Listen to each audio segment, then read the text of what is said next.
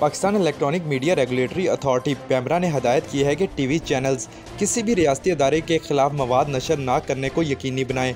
पैमरा की जानिब से जारी एलामिया में कहा गया है कि आइन के आर्टिकल 19 के तहत आज़ादी इजहार और तकरीर हर शहरी का बुनियादी हक है। ताहम यह आज़ादी कानून के तहत कुछ मुनासिब पाबंदियों से मशरूत है। रियासती अदारों के खिलाफ मवाद नशर करना पैमरा ऑर्डीनेंस की खिलाफ वर्जी है। एलामिया में कहा गया है कि पैमरा ज़ाब्ता इखलाक 2015 के तहत टीवी चैनल्स मुसल्लह अफवाज और अदलिया के खिलाफ मवाद नशर नहीं कर सकते। टीवी चैनल्स पैमरा कवानीन पर अमल दरामद यकीनी बनाएं और किसी रियासती अदारे के खिलाफ मवाद नशर न करने को यकीनी बनाएं। पैमरा ने हदायत की है कि टीवी चैनल्स अपने एडिटोरियल बोर्ड को पैमरा कवानीन पर अमल दरामद कराने का पाबंद बनाएं। टीवी चैनल्स ऐसी किसी सूरत हाल में टाइम डिले मैकेनिज्म को मौसर अंदाज में इस्तेमाल करें। टीवी चैनल्स पैमरा ज़ाब्ता इखलाक 2015 की शिक्स तारा के मुताबिक गैर जानिबदार और आज़ाद एडिटोरियल बोर्ड बनाएं।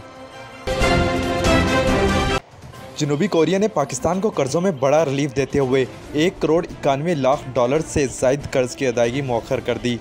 इस ज़मन में जारी करदा सरकारी एलामिया के मुताबिक जनूबी कोरिया को अदायगी 6 साल की मुद्दत में की जाएगी, जबकि रकम की अदायगी जुलाई और दिसंबर 2021 के दरमियान होना थी।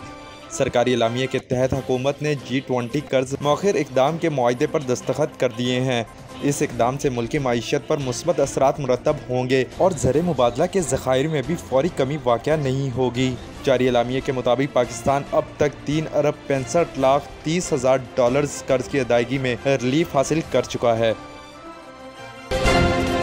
पाकिस्तान पीपल्स पार्टी के चेयरमैन और वफाकी वज़ीर ख़ारजा बिलावल भुट्टो ने कहा है कि इस्लामाबाद हाई कोर्ट से लेकर आला अदलिया तक सब ने इमरान खान से इजहार यकजहती किया। किसी ने GHQ और जिन्ना हाउस के साथ यकजहती का इजहार नहीं किया। कौमी असम्बली के मुश्तरका इजलास में खिताब करते हुए बिलावल भुट्टो ने कहा कि रियासत को अब एक होकर जवाब देना पड़ेगा। अफसोस की बात है कि खान साहब के साथ इस्लामाबाद हाई कोर्ट से आला अदलिया तक सब ने इजहार यकजहती किया। बिलावल भुट्टो ने कहा कि होना तो ये चाहिए था कि आपको देखकर अच्छा लगा के बजाय अदालत को अस्करी जमात की मजम्मत करनी चाहिए थी, दहशतगर्दी की मजम्मत करनी चाहिए थी। खान साहब को मौका फराहम करना चाहिए था कि आप फैसला करो कि आप सियासी जमात हो या दहशतगर्द तंजीम। अगर वो सियासी जमात है तो फिर आप सियासी जमात के तौर पर उसके साथ रवैया रखें। बिलावल भुट्टो ने कहा कि अगर इमरान खान इनकार करे और पुरतशद्दुद वाक़यात की मजम्मत ना करे, माफ़ी ना मांगे, तो फिर इसका मतलब PTI सियासी जमात नहीं है और अब ये एक अस्करी जमात बन गई है। इस सारी सूरत हाल में ऐवान को PTI को एक अस्करी तंजीम के तौर पर देखना होगा, जबकि सुप्रीम कोर्ट को भी इसी तरह का PTI से रवैया रखना होगा।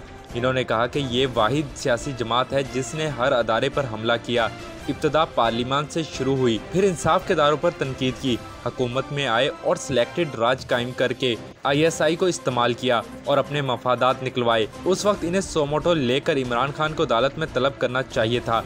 बिलावल भुट्टो ने कहा कि सब ने पहली बार देखा कि कोर कमांडर हाउस को जलाया गया, GHQ पर हमला किया गया, पेशावर में पब्लिक ट्रांसपोर्ट को जलाया गया, पेशावर में रेडियो पाकिस्तान की इमारत को जलाया गया। चीफ ऑर्गेनाइजर मुस्लिम लीग नून मरियम नवाज ने सुप्रीम कोर्ट के बाहर PDM के धरने से खिताब में कहा कि चीफ जस्टिस साहिब, अवाम का ये समंदर देखकर खुशी हुई या नहीं? मुकदमा कोई और था और सोमोटो किसी और बात पर लिया गया।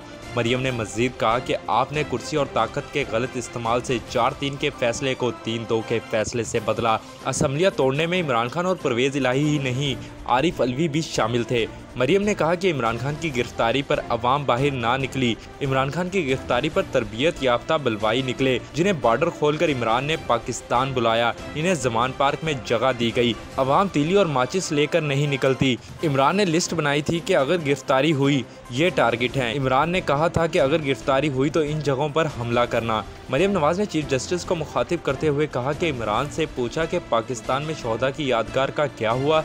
इसने 60 अरब रुपए लूट कर अपने बिजनेस टाइकून दोस्त की जेब में डाला। इस 60 अरब रुपए के बदले इन्होंने 450 केनाल जमीन ली। PDM पूछना चाहती है कि इतनी खुशी आपको किस चीज़ की हुई थी? रहनुमा नून लीग ने कहा कि जुल्म देखें, किसी को ताहयात जमानत और किसी को ताहयात नाअहली। क्या रहे कि PDM के धरने की कॉल पर कारकुनान सुप्रीम कोर्ट के सामने पहुँच चुके हैं, जबकि PDM क़यादत भी धरने में मौजूद है। PDM के सरबराह मौलाना फजलुर रहमान ने सुप्रीम कोर्ट के बाहर धरना ख़त्म करने का ऐलान कर दिया। अपने खिताब में मौलाना फजलुर रहमान ने कहा कि किसी पर इंसाफ की जिम्मेदारी हो तो हर फरीक को एक जैसी तवज्जो देनी चाहिए। मौलाना फजलुर रहमान ने कहा कि हम अदालत की कदर व मंजिलत बहाल करना चाहते हैं। आज इस तरीके इज्तिमा ने बता दिया, फैसला आवाम को करना है। सारी पुलिस और रेंजर हट जाए, हम इस सुप्रीम कोर्ट की इमारत की हिफाजत करेंगे। कोई माई का लाल मैली आंख से भी इस इमारत को नहीं देख सकेगा। अब फैसला पाकिस्तान की अवाम ने करना है। मौलाना फजलुर रहमान ने कहा कि आज इस्लामाबाद में अवाम की अदालत लगी है, अदलिया का एहतराम करने पर यकीन रखते हैं। इस्लाम ने अदल व इंसाफ का हुक्म दिया है। पंजाब और केपी असम्बलियाँ ना तोड़ी जाती तो आज बहरान ना होता। पाक फौज के सरबराह जनरल सैयद आसिम मुनीर की ज़ेर सदारत खसूसी कोर कमांडर कॉन्फ्रेंस हुई, जिसमें 9 मई के वाक़यात पर आर्मी एक्ट और ऑफिशियल सीक्रेट एक्ट के तहत कार्रवाई करने का फैसला किया गया। ISPR की जानिब से जारी बयान में कहा गया है कि स्पेशल कोर कमांडर कॉन्फ्रेंस में मुल्क के मौजूदा हालात पर गौर किया गया। शुरा को मुल्क की अंदरूनी और बैरूनी सिक्योरिटी सूरत हाल पर तफसीली ब्रीफिंग दी गई। कॉन्फ्रेंस में 9 मई को शरपसंदों की जानिब से जलाओ घेराव और फौजी तनसीबात पर हमलों की शदीद अल्फाज में मजम्मत की गई। GHQ में होने वाली स्पेशल कोर कमांडर कॉन्फ्रेंस में 9 मई के वाक़यात के बारे में भी आगाह करते हुए शुरा ने बताया कि आर्मी के रैंक और फाइल में अस्करी तनसीबात को नुकसानात पहुँचाने पर शदीद गमो गुस्सा पाया जाता है। कॉन्फ्रेंस में मुस्लिम बाग हमले में सिक्योरिटी फोर्सेस के भरपूर जवाबी कार्रवाई और इंसदादी दहशतगर्दी ऑपरेशंस को सराहा गया। कोर कमांडर कॉन्फ्रेंस में आर्मी तनसीबात पर हमला करने वाले अफराद को पाकिस्तान आर्मी एक्ट और ऑफिशियल सीक्रेट एक्ट के तहत ट्रायल के जरिए इंसाफ के कटहरे में लाने का फैसला करते हुए कहा गया है कि नाकाबिले तरदीद शवाहिद की बुनियाद पर अफवाज पाकिस्तान इन हमलों के मनसूबा साजों, उकसाने वालों और इनकी हौसला अफजाई करने वाले मुजरिमों से बखूबी वाकिफ़ हैं। कॉन्फ्रेंस में गुज़िश्ता दिनों के दौरान अमन व अमान की सूरत हाल का भी जायज़ा लिया गया।